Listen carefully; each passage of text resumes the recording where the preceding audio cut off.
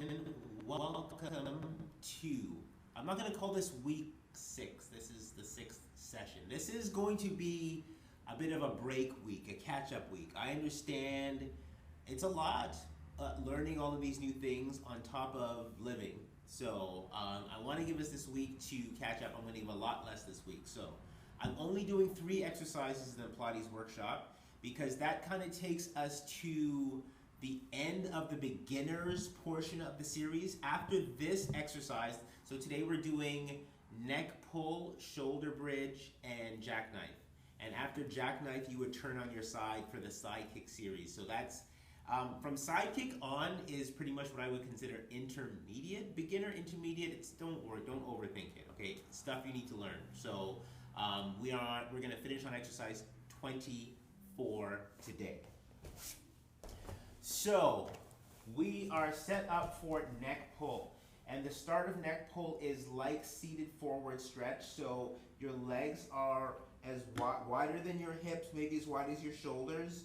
Your feet are vertical. The bottoms of your feet take the shape as if they're standing on the ground. So you've got to find your arches in your legs, okay? You've got to use your perch to get up all the way and your belly button scoops in. And so here's the start of your posture.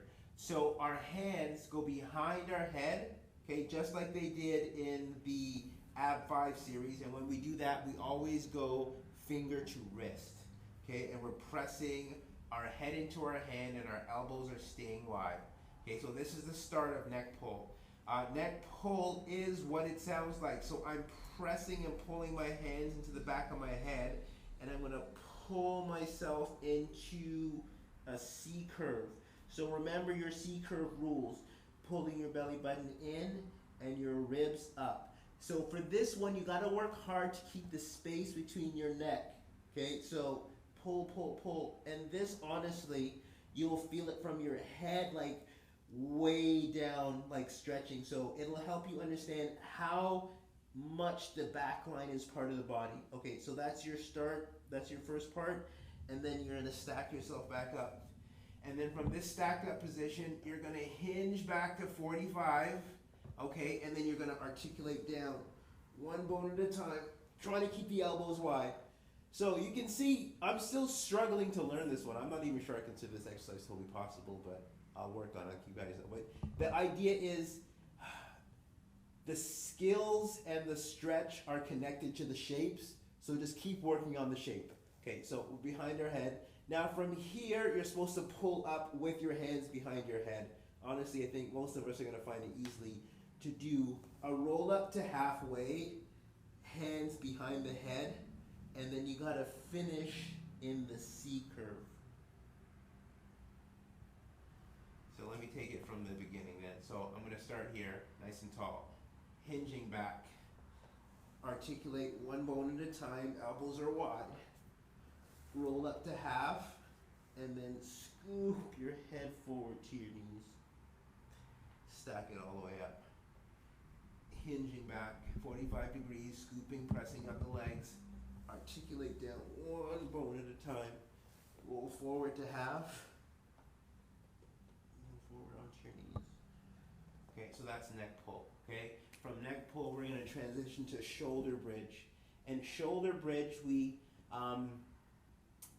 so every exercise in this position where we're flat on your back really does require you to find your head and your shoulder blades flat, okay? So shoulder bridge is gonna help you really understand what's going on up here and how to really maximize it so you can work that feeling into the other exercises. So we bend our knees and we're gonna start with your feet wide, okay? And then straighten your arms and put your fingers, your wrists, your everything onto the mat. Shoulder blades are flat, okay? And then I'm gonna try and get nice and long. So I'm gonna scoop my belly button in and I'm gonna lift my hips, okay? And now notice how the bones in the back of my neck go into the mat, right? This is almost like standing up with leaning your head forward. So what we're gonna do is press our head into the mat and then our shoulders, and you're gonna scoop and make your bones go one at a time into the mat, okay? And as you do that, you're gonna try to keep everything pressed into the mat. And what's gonna happen is, it's like you're rolling a string of pearls, like your back is like a string of pearls, your spine is like a string of pearls, and you're gonna feel them separate and get longer. Now, to control the bottom part, it's like I'm pressing my tailbone towards my heels, like I'm trying to sit on my heels, and that helps me elongate the lower part of the spine all the way to the hips. Okay, so you're gonna do the first three with your knees wide, and you'll see that when my knees are wide, I can get a certain height. Okay, so scooping ribs, and then one bone at a time down, stretching out the muscles around your spine, the ones that help it snake around. So I'm literally trying to separate the rib cage from those. Okay, so the second three you'll do with your legs and your knees together, and this will help you understand how the center line, or your ability to keep your knees together, affects the flexibility in your back. Okay, so you'll even notice I won't get as high on this one just because of the nature of the exercise. Okay, so that is shoulder bridge. From shoulder bridge, we transition to jackknife.